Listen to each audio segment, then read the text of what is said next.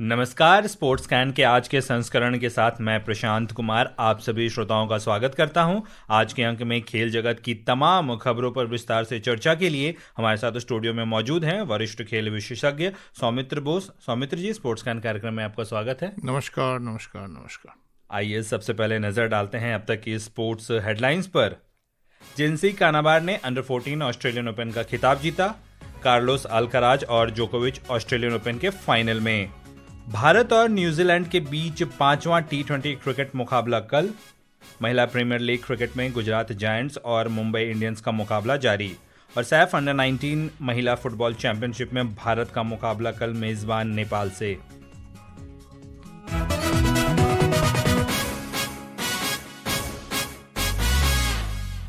चर्चा की शुरुआत करते हैं ऑस्ट्रेलियन ओपन से। भारत की जिन्सी कानाबार ने अंडर 14 ऑस्ट्रेलियन ओपन का खिताब जीत लिया है। फाइनल मुकाबले में कानाबार ने ऑस्ट्रेलिया की मुसेम्मा सेलेक को 3-6, 6-4 और 6-1 से मात देकर टाइटल अपने नाम कर लिया। जेंसी राउंड रॉबिन चरण में सभी मुकाबले जीतकर शीर्ष पर रही। जेंसी ने पहले मुकाबले में नेपाल की शिवली गुरंग, दूसरे में चीन की जिन्यू जोउ और सेमीफाइनल में पान की आओ योशिदा को हराया। ऐतिहासिक पल था ये। इस फाइनल मुकाबले में भी 3-6 0-2 से पीछे चल रही थी, उसके बाद पहली बार ये भारतीय खिलाड़ी ने ये कारनामा कर दिखाया है। बेहतरीन प्रदर्शन जी प्रशांत, और जिस तरह से वो कमबैक करके ये मैच फाइनल जीती है जी, ये तो बहुत ही बेहतरीन प्रदर्शन है। और श्रोता को जानकारी जाना चाहिए कि ये जो पहला महिला तो है ये है जी जेंसी, उससे पहले 2024 में अर्नव पपरकर करके एक लड़का एक ही अंडर 14 में बॉयज टाइटल जीता था जी। तो ये हमारे देश के लिए अच्छा खबर है। और जेंसी जो है खेलो इंडिया का एथलीट है। सरकार से फाइनेंशियल हेल्प मिलते हैं, इंफ्रास्ट्रक्चर में, कोचिंग में मिलते हैं, और ये इंडिया में नंबर 1 है। तो उनके साथ हमने बातचीत की थी जी। और उसने कहा कि मेरा लक्ष्य तो ओलंपिक मेडल है, मगर पिताजी उसका जो कोच है, पिताजी का लक्ष्य वो है कि वो टॉप 100 में आए। उनका जो वर्ल्ड रैंकिंग है अभी फिलहाल 290 प्लस है, तो वो चाहेंगे कि बाय अगस्त, इस साल अगस्त में टॉप 100 में आए, ताकि वो और भी सारा बड़ा टूर्नामेंट खेल सके। क्या माइंडसेट रहता है इन खिलाड़ियों का, क्योंकि अंडर 14 भी बड़ा इवेंट है और इसमें जाते हुए मेंटालिटी क्या रहती है खिलाड़ियों की? देखिए, कोई भी मैच, कोई भी फाइनल सेमीफाइनल लेवल में कोई भी मैच आसान नहीं होता जी, क्योंकि मेंटल स्टेबिलिटी तो ज़रूरी है जी। और कुछ खास करके हमने जो जितना भी इंडियन प्रदर्शन देखे, जितना भी प्लेयर्स है, हम कहाँ पे स्किल्स में शायद हम एक ही हैं, हमारा मेंटल टफनेस में हम हारते हैं जी। और जिस तरह से ये जो आप देख रहे हैं कि जेंसी ने जीता जी, हार के जीता, कम फ्रॉम बिहाइंड विन, इससे साफ है कि 14 इयर्स में उसका माइंड अनक्लटर्ड है, फ्री है, और उसके पास वो मतलब उसका डैडी उसका कोच है, उसका पिताजी उनका कोच है, उनका जो मेंटल स्टेबिलिटी वो इतने 14 साल में दिखा रहा है, ये अगर बरकरार रखेंगे तो और भी आगे जाएंगे जी। और उधर ऑस्ट्रेलियन ओपन टेनिस प्रतियोगिता का मिक्स डबल्स का खिताब ओलिविया गैडकी और जॉन पियर्स ने जीत लिया है। गैडकी और पियर्स ने फ्रेंच की क्रिस्टिना माल्देनोविक और मैनुअल गुइनार्ड को 4-6, 6-3, 10-8 से हराया। पियर्स के लिए ये तीसरा grand slam mixed doubles title था।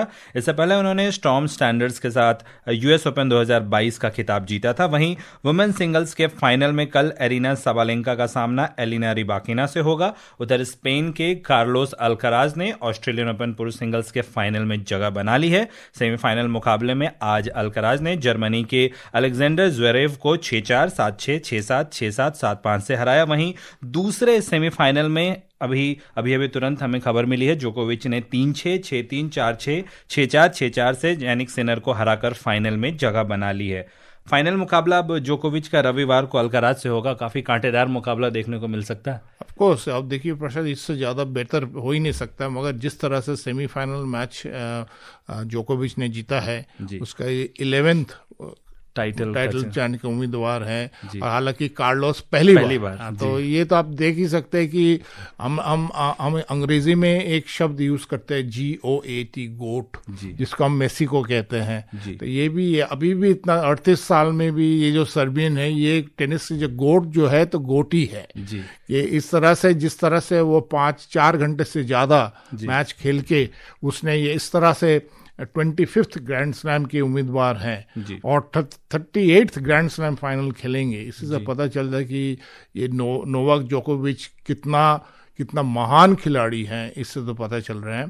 और जिस तरह से कि और ये भी जानना ज़रूरी है कि श्रोता को कि 2 साल में कभी उसने सिनर को हराया नहीं और 5 ऐसा मैचेस जो लास्ट 5 मैचेस हुए हैं जोकोविच हमेशा हार की शिकार हुई है। मगर इस तरह से ऐसा फॉर्म अगर होगा तो इसका अगर ग्रैंड स्लैम टाइटल मिलेंगे तो बहुत ही शानदार होगी। और जैसा आपने बताया कि पहली बार ये ग्रैंड स्लैम ऑस्ट्रेलियन ओपन का अपने नाम कर सकते हैं कार्लोस अल्काराज, और 87-13 का उनका रिकॉर्ड है अभी अल्काराज का। और हम उनकी बात करें, जोकोविच की बात करें तो कहते हैं ना ageing like a fine wine, 11वां टाइटल की तरफ है, 13 बार वो क्वालिफाई कर चुके हैं। एक बेहतरीन मुकाबला। हाँ, ये तो देखिए जोकोविच जैसे मैंने बोला गोट तो गोट ही है, ग्रेटेस्ट ऑफ ऑल टाइम्स, मगर कार्लोस अल्काराज भी जो है उसके पास दो चुनौती है। एक तो है कि वो उसको जोकोविच को हराना है, हालांकि रिकॉर्ड उनके तरफ जोकोविच की तरफ है, मगर ये भी श्रोता को बोलना जरूरी है अगर संडे को वो खिताब जीतते हैं तो वो एक रिकॉर्ड बनाएंगे। वो यंगेस्ट ऑस्ट्रेलियन ओपन विनर होंगे जो कि 1938 में डॉन बज ने बना रहा था। तो डॉन बज का रिकॉर्ड तोड़ने का एक उनके पास मौका है और सबसे youngest grand slam Australian open champion बनने का वो मौका है जी। और देखना होगा, ऐतिहासिक होगा कि मुकाबला कौन जीतता है। सीधे चलते हैं क्रिकेट के मैदान की ओर। भारत और न्यूजीलैंड के बीच 5वां और अंतिम T20 क्रिकेट मुकाबला कल शाम 7 बजे से तिरुवनंतपुरम में खेला जाएगा। चौथे मुकाबले में न्यूजीलैंड ने भारत को 50 रन से हराया था। श्रृंखला में भारत 3-1 से आगे है।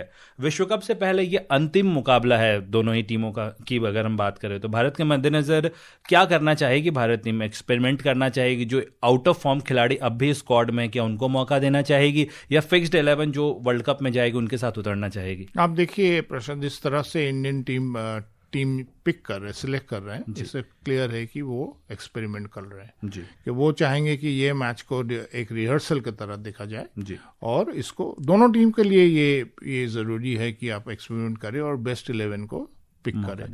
बेस्ट 11 तो आप पिक नहीं कर सकते, आप बेस्ट 15 को पिक करेंगे जी। और खास करके जो आपने कहा कि मुझे लग रहा है कि एक्सपेरिमेंटेशन चलेंगे और टॉप ऑर्डर बैट्समैन, क्योंकि T20 में आपको it is a batsmen game, क्योंकि बैटर्स गेम को जो बोलते हैं तो आपको टॉप 5 टॉप 6 को डिसाइड करना है। इसमें से आपको देखिए एक तो त्रिवेंद्रम में मैच हो रहे हैं तो संजू सैमसन को वो चाहेंगे कि वो रन बनाए, अपना घर के होम ग्राउंड में रन बनाए, और एक प्लेयर जो है ईशान किशन ये भी अच्छा फॉर्म में है। तो आप देखिएगा कि ये कोशिश करेंगे कि इसको जितना से जितना ज़्यादा मौका दे, क्योंकि हमारा बॉलिंग मोर और लेस लाइनअप सेटअप है, क्योंकि अक्सर खेलेंगे नहीं खेलेंगे कोई फ़र्क नहीं पड़ता, क्योंकि हमारे पास जो बॉलिंग अटैक है वेरिएशंस बहुत सारे हैं। ये जब भारत के बारे में तो आप देखिए कि ये एक्सपेरिमेंट तो ज़रूर करेंगे और न्यूजीलैंड भी एक्सपेरिमेंट करेंगे। और एक खास बात है कि उनके पास एक प्लेयर वापस आया है जो ऑस्ट्रेलिया में BBL खेल रहा था, बिग बैश लीग खेल रहा था, उसका नाम है फिन एलन टीम में वापसी कर रहे हैं और उनके बाद वो पहला मैच खेलेंगे। हालांकि वो 3 साल में सिर्फ 3 T20 और 3 वनडे खेले, क्योंकि अगर आपको लंबा वर्ल्ड कप जीतना है और खेलना है फिन एलन को यहाँ पे इंडियन विकेट्स कंडीशंस में रन बनाना है। हालांकि उसने 466 रन और स्ट्राइक रेट 184 प्लस ऑस्ट्रेलिया में करके आए, मगर ऑस्ट्रेलियन कंडीशंस और इंडियन कंडीशन में फर्क है। अभी ऑस्ट्रेलिया में समर है, इंडिया में आपका विंटर है, तो विकेट जो है वो कंडीशन से, तो जैसे इंडिया भी एक्सपेरिमेंट करेंगे और न्यूजीलैंड भी करेंगे ताकि उनका बेस्ट 13-14 प्लेयर्स डिसाइड हो जाए जी। आपने संजू सैमसन की बात की, मोर और लेस जितने भी खिलाड़ी स्क्वाड में हैं वो इनफॉर्म ही नज़र आ रहे, किसी न किसी मैच में परफॉर्म किया, लेकिन क्या कारण है, क्या टेक्निकलिटीज़ है जिसमें संजू सैमसन 4 मैचों की अगर हम बात करें तो लेग स्टंप पे बॉल गिरती है, उसके बाद वो डिसीव हो जाते हैं। इवन लास्ट मैच में भी सैंटनर ने जो बॉल फेंका था फ्लाइट से डिसीव कर दिया उनको, और मूवमेंट भी लगातार होता रहता है, स्टेबल नहीं रहते। क्या कारण है इसका? टेक्निकल कारण देखिए, संजू सैमसन के बाद इतना तजुर्बा है, एक्सपीरियंस है जी। ये सब सॉर्ट आउट करने का चांस है। एक तो देखिए एक मानसिक प्रेशर तो होता रहता है, क्योंकि हमारे टॉप ऑर्डर में इतने बैट्समैन है कि कभी कोई आपको रिप्लेस कर सकता है जी। अगर देखिए वो, और संजू सैमसन का जो एक रोल है वो फ्लोटर का रोल है, वो कहीं पे भी बैट कर सकते हैं। जैसे आप ये आईपीएल में देखिए कहीं पे भी वो बैट कर सकते हैं। जो आपने बोला कि या फ्लाइट में डिसीव हो रहा है, ये हो रहा है, तो आप देखिए वो उस तरह से आप बॉलर को भी तो क्रेडिट दीजिए। बिल्कुल, क्योंकि हम सिर्फ बैट्समैन की तरफ से नजर से क्यों ये कोई भी मैच देखना नहीं चाहिए। हालांकि T20 बैटर्स गेम है, मगर सैंटनर भी बहुत उच्च मान कर लेफ्ट आर्म स्पिनर है। और सैंटनर देखिए आप उनका भी परफॉर्मेंस देखिए, अगर आईपीएल के लिहाज से देखा जाए कि Santner is one of the best bowlers in IPL. उनके पास भी T20 तजुर्बा है। अगर सैमसन के साथ वो कोई भी, cricket is a very cruel game, एक बॉल की तो गेम है, अगर आपने आउट कर दिया तो आउट कर दिया, अगर वो छक्का लग गया तो छक्का लग गया। जी। उधर महिला प्रीमियर लीग क्रिकेट की बात करें तो वडोदरा में महिला प्रीमियर लीग क्रिकेट में गुजरात जायंट्स ने मुंबई इंडियंस के साथ खेलते हुए ताज़ा समाचार मिलने तक 16 ओवर में 3 विकेट पर 112 रन बना लिए हैं। इससे पहले गुजरात ने टॉस जीतकर बल्लेबाजी का फैसला किया था। अंक तालिका में गुजरात दूसरे और मुंबई तीसरे स्थान पर है। सेमीफाइनल की तरह ही कहेंगे ये मुकाबला, अगर ये जीतती है तो लगभग फाइनल्स के लिए अपना टिकट पक्का कर लेंगे टीम।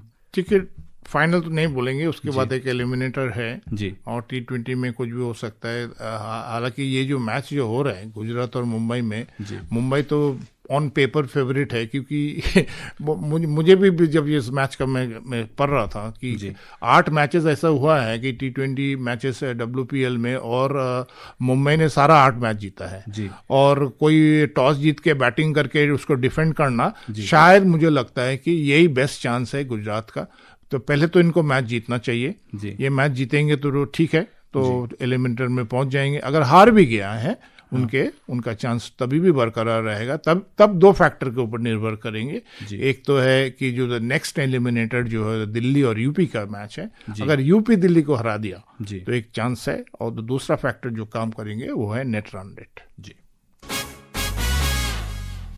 उधर सैफ अंडर 19 महिला फुटबॉल चैंपियनशिप में भारत की अंडर 17 महिला फुटबॉल टीम का पहला मुकाबला मेजबान नेपाल से कल पोखरा रंगशाला स्टेडियम में होगा। प्रतियोगिता में 23 में से 19 खिलाड़ी उस टीम का हिस्सा थी जिसने पिछले वर्ष अंडर 17 महिला एशिया कप के लिए क्वालिफाई किया था। AFC अंडर 17 महिला एशिया कप की तैयारियों के मद्देनजर इंपॉर्टेंट होगा ये बहुत ही। देखिए, हालांकि हमारा सीनियर वुमेन्स टीम इतना परफॉर्मेंस अच्छा नहीं किया। अगर लास्ट ईयर 2025 का परफॉर्मेंस देखें, हर एक एज ग्रुप जो है 17-19, India's performance has been fantastic. इसलिए कि ये जो अगर इंडियन फुटबॉल का कोई मुंह रोशन किया है तो हमारे लड़की एज ग्रुप लड़की लोगों ने किया है। और नेपाल के साथ इजी नहीं होंगे क्योंकि नेपाल का होम ग्राउंड में खेलेंगे, पर हमारा टीम का प्रिपरेशन बहुत बढ़िया है, कोचिंग स्टाफ बहुत बढ़िया है, और जो प्लेयर्स जो आ रहे हैं चारों तरफ से, खास करके नॉर्थ ईस्ट से, इनके बच्चे बहुत ही प्रतिभाशाली है। उनका परफॉर्मेंस में हमारा विश्वास रखना चाहिए। चर्चा करते हैं स्क्वॉश पर। वॉशिंगटन में वीर Chotrani squash on fire open के क्वार्टर फाइनल में पहुंच गए हैं। उन्होंने फ्रांस के बैप्टिस्ट मासोटी को 11-6, 7-11, 8-11, 11-1, 11-9 से हराया। अब उनका सामना इंग्लैंड के डेक्लान जेम्स से होगा। वहीं महिला वर्ग में अनाहत सिंह ने दक्षिण अफ्रीका की हेले वार्ड को 11-5, 11-8, 12-14, 11-5 से पराजित किया। अनाहत अब क्वार्टर फाइनल में मिस्र की सना इब्राहिम के साथ खेलेंगी। लगातार बेहतरीन प्रदर्शन किया है अनाहत ने। सिर्फ अनहात नहीं, जो आपने वेलावन की बात की है, जिक्र की है, ये 2 हमारे इंडिया में ब्राइट स्टार्स हैं। ये आपको श्रोता को जानकारी देना चाहिए कि ये हमने जब फर्स्ट टाइम वर्ल्ड कप जीता चेन्नई में हांगकांग को हरा के, और ये भारत चौथा ऐसा देश था जो जिसने वर्ल्ड कप जीता है। उससे पहले ऑस्ट्रेलिया, इंग्लैंड और इजिप्ट ने जीता था। वो वर्ल्ड कप स्क्वाड में ये दोनों है। अनाहत का तो हमने पहले भी जिक्र किया है कि ये one of the brightest stars not in India but in Asia and the world. और वेलावन जो है फिलहाल वर्ल्ड नंबर 46 है, मगर उसके पास वो कैपेसिटी है जो बड़े प्लेयर को हरा सकते हैं। उधर Thailand masters super 300 badminton tournament में देविका सिहाग ने शीर्ष वरीय सुपानीडा काटेथोंग को 21-19, 21-18 से हराकर बड़ा उलटफेर करते हुए महिला सिंगल्स के सेमीफाइनल में जगह बना ली है। और चलते चलते श्रोताओं आपको बता दें कि गुजरात ने 16 ओवर में 3 विकेट के नुकसान पर 125 रन बना दिए हैं। और श्रोताओं, अब समय हो चला है आपसे विदा लेने का। कल फिर मिलेंगे कुछ और ताज़ा खेल खबरों के साथ। सौमित्र जी, आप हमारे स्टूडियो में आए और तमाम खेल खबरों पर हमारे साथ चर्चा की, इसके लिए आपका धन्यवाद। शुक्रिया। और श्रोताओं, इसी के साथ मुझे और स्पोर्ट्स कैन की पूरी टीम को अनुमति दीजिए। नमस्कार।